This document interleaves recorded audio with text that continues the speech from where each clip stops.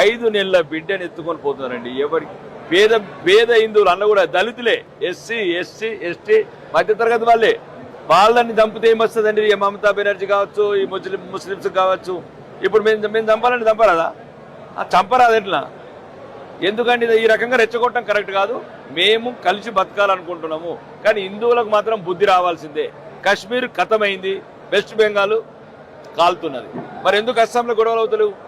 34% Muslims చోటు ఎందుకు అవుతలేవు?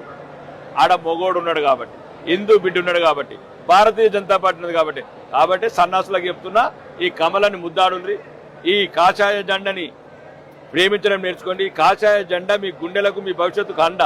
ఇది ఎవరో కాదు, భారతీయ జనతా పార్టీ రాజకీయ పార్టీ కాదు. ఇది హిందువుల భవిష్యత్తు, హిందువుల బతుకు. భవిష్యత్తు దాచుకుంటున్నారు కదరా, ఆడ ఈడ అన్ని కోట్లకు ఒక్కడ కూడా పారిపోతారు. ఇట్లా వెస్ట్ బెంగాల్ పారిపోయినట్లు ఈ దేశానికి హిందువులకు రక్ష ఏదైతుందో భారతీయ జనతా పార్టీ మాత్రమే.